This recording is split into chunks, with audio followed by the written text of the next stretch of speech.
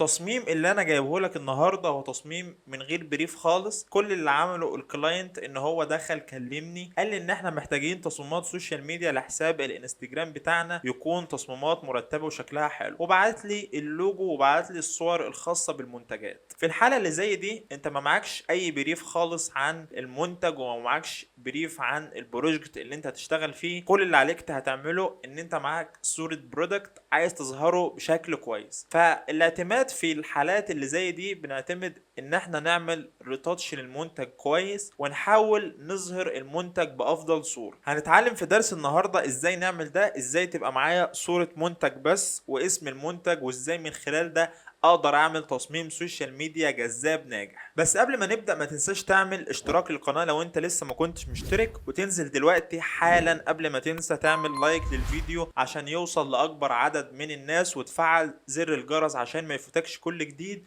ويلا بينا. كل اللي انا استلمته صورة المنتج اللي موجود قدامك على الشاشة، والمفروض ان انا اعمل تصميم محترم جذاب للمنتج ده. مفيش دايركشن معين، كل حاجة استخدم فيها اللي انت عايزه. تمام، ابدأ وعلى رأي السعوديين يعني نحتاج شيء خرافي ابداعي. دي الصورة اللي معايا حلوة قوي. المنتج اللي عندي ده هو منتج فيه بطيخ اسمه ووتر ميلون موهيتو، او رواية أخرى بيسموه مخيتو. فالمهم إن هو عندي بطيخ ووتر ميلون، فده هيبقى الدايركشن بتاعي إن أنا أشتغل على التصميم. فحاجة مهمة جدا في ناس كتير ما تعرفهاش، بعيدا بقى عن الصور التقليدية اللي بقت موجودة على شاتر ستوك وفريبك. لما تيجي تبحث عن حاجة حاول إن أنت في الشمال هنا هتلاقي حاجة اسمها AI image. ابحث بقى في الجزء ده، لما تكتب ووتر ميلون هتلاقي حاجات كتير. قلب بقى في الصفحات، ادخل جوه شوية. هو الموضوع هياخد وقت في ان انت بس تلاقي استوكاية مناسبة. فمن ضمن الحاجات اللي انا لقيتها، لقيت الاستوكاية دي كانت حلوة جدا والشادو بتاعها حلو وتوزيعة الاضاءة فيها حلوة جدا.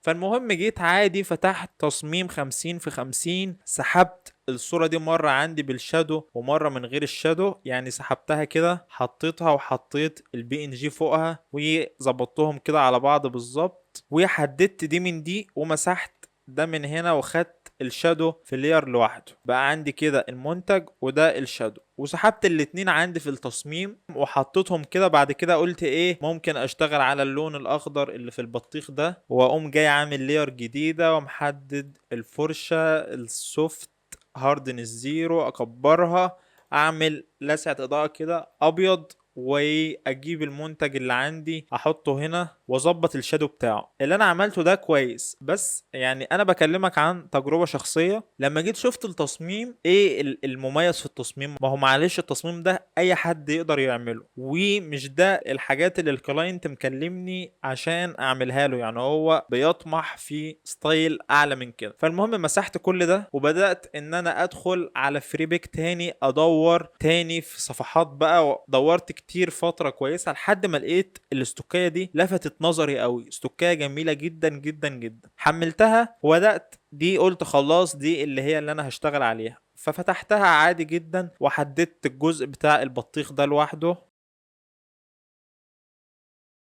واخد الجزء ده حطه عندي في مساحة التصميم كده، مكبره شوية ونزلته تحت كده. بعد كده السما ما كانتش عجباني. لما تيجي تبحث في الصور الاي اي بتبقى في حاجات كده بتحس ان هي فيك، يعني ممكن الصورة كلها تبقى مظبوطة بس تلاقي سما شكلها كرتون قوي. الشجر برضه هما بيبقى ظبطوا فيه. فدي الحاجات اللي انت ممكن تحتاج ان انت تغيرها، غير كده بتبقى الصورة تفاصيلها كويسة جدا. هاخد الجزء بتاع البطيخة ده احطه عندي ايه تحت اللير بتاع البطيخ التاني ده. هغير بقى السما عندي، فخدت صورة السما دي كبرتها كده حطيتها عندي تحت. تمام. بعد كده عملت هيو ساتوريشن على الجزء بتاع السما ده. هبدأ ان انا اسحبه ناحية الاخضر شوية واقلل الاوباستي بتاعه سنة عشان يتناسب مع لون البطيخ المايل للاخضر. بعد كده عملت كولر بالانس، سحبت ناحية الازرق شوية واللبني شوية بالشكل ده. بعد كده عندي هاخد صورة المنتج احطه، اكبره طبعا لان ده الهيرو عندي في التصميم. بعد كده هحدد الجزء الابيض اللي فوق ده وهفصله في لير لوحده وهخليه مالتبلاي. بعد كده هعمل دبليكيت لللير، هخليها بالنورمال عادي واقلل الاوباستي بتاعها شوية كده عشان تاخد لون السما اللي وراه. بعد كده بقى محتاج ان انا اظبط الاضاءات عندي شوية والشادو، فهعمل هعمل جريدينت كده من قدام عشان الجزء اللي قدام ده المفروض مش هيبقى وصل له كمية الإضاءة اللي موجودة دي. كذلك برضو المنتج عندي هبدأ ان انا اغمقه من هنا، لان الاتجاه الإضاءة عندي جاي من ناحية الشمال، فالجزء اللي عندي ده محتاج ان انا اغمقه شوية. هخلي اللاير دي اوفرلاي، وهعمل لاير تانية بالجريدينت الاسود برضو هسحبها كده، وهقلل بقى الاوباستي بتاعها حبة كتار.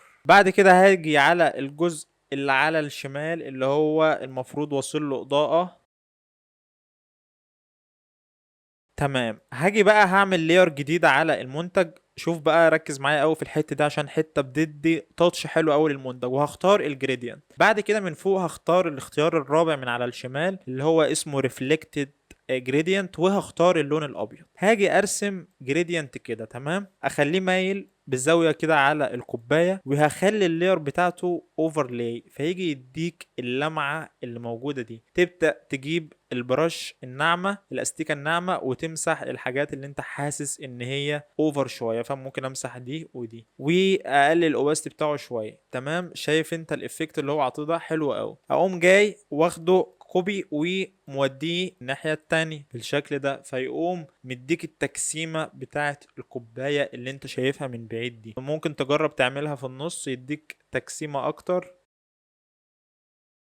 وتقلل الاوباستي بتاعه شويه، وتمسحه من الجزء اللي هنا ده. اداها تاتش خفيف قوي، ما خدش في ايده وقت، بس النتيجه العام بتاعته جميله. هاجي بقى اعمل الشادو بتاع الكوبايه. خلي بالك لما تبقى حاجه مايله، الشادو لما بينزل عليها بياخد نفس اتجاه الحاجه اللي الشادو نازل عليها. يعني لو تيجي تشوف الشادو مثلا على الرمل، نتيجه التعرجات اللي موجوده في الرمل، فتلاقي الشادو مش جاي خط مستقيم، لا الشادو واخد انكسارات كده. طيب البطيخه عندي هي حاجه مدوره، يبقى ما ينفعش الشادو عندي يبقى نازل خط مستقيم خالص، هيبقى نازل بميل بسيط شويه، مش برضو مش ميل اوفر بالشكل ده. وهعمله طبعا باللون الاسود، هخليه ريسترايز. بعد كده اعمل له سنة بلور.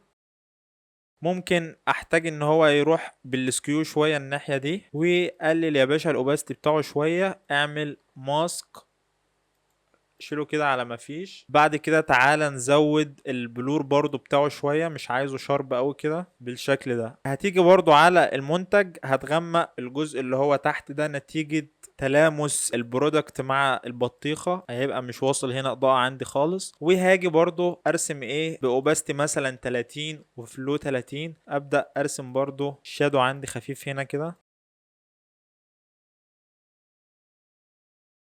طيب هاجي بقى على البطيخة اللي ورا عندي دي، مش هتبقى برضو واخدة كم الإضاءة اللي موجود من تحت ده. المفروض أصلا تحت هنا مش هيبقى فيه واصل الإضاءة دي، ولا حتى هنا. يعني هسيبها بس منورة أكتر من الجزء اللي هو على الشمال ده. بعد كده بقى الصورة اللي أنا كنت حملتها في الأول خالص، هستفاد منها في الحاجات الطايرة دي، هاخدها.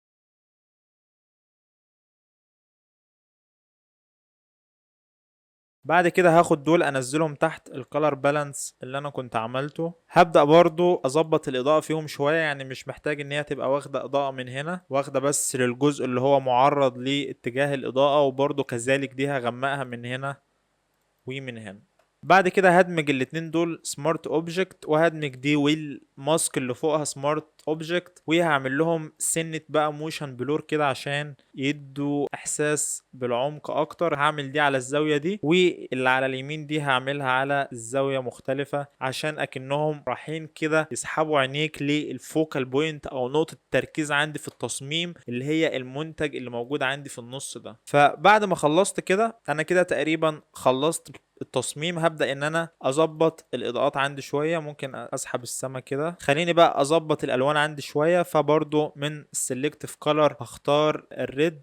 هبدأ ان انا اغمق الريد شوية. والسيان برضو في شغل كتير، لان الصورة فيها جزء كبير من السما. الوايت بقى زي ما انا قلت لك بيبقى حلو جدا لما يبقى الصورة فيها هايلايت كبير، يعني شايف اللي رايح ناحية الاصفر ده جميل قوي. بعد كده اخر حاجة عندي هكتب التكست بتاعي. هكتب ووتر ميلون، وهكتب تحتها كده موخيتو، وخلينا اكبرها. بعد كده هاخد الاتنين دول انزلهم تحت المنتج عندي بالشكل ده. بعد كده عندي هسحب اللوجو احطه فوق هنا، وهسحب السوشيال ميديا بتاعتي احطها تحت هنا وشكرا. وكده اكون وصلت لنهاية التصميم. وزي ما قلت لك ده نوع من العملاء بيبقى حابب ان هو يظهر المنتجات بتاعته بس بشكل كويس، فبيبقى الاعتماد الاكبر على ان انت بتعمل حاجة ارت شوية، بتعتمد بقى على الريتاتش والكلام ده. فده برضو نوع معين من تصميمات بيبقى تركيز فيه على المنتجات بشكل كبير. وهنعمل حاجة تانية فيما بعد ان شاء الله قدام، ان احنا ازاي نعمل بقى بالمنتجات حاجة كوميرشال نوضح فيها مسج معينة. يعني ده انت تصميم تشوفه حلو، تصميم جميل، بس فين الرسالة؟ هو تصميم شكله كويس، عجبك المنتج هتشتريه. طبعا بيبقى فيه مسج بس مش بصورة مباشرة، ولكن هو بيعتمد ان هو بيلفت عين الشخص اللي هو بيسكرول كده على التايم لاين وشاف الصورة دي فيعجب بيها، فيدخل بقى على الاكونت، ممكن يبدأ يطلب من عندهم او كده. فهنحاول برضو في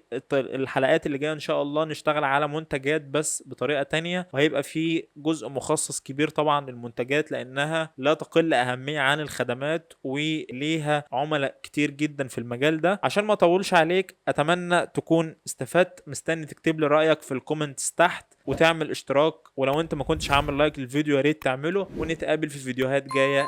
سلام.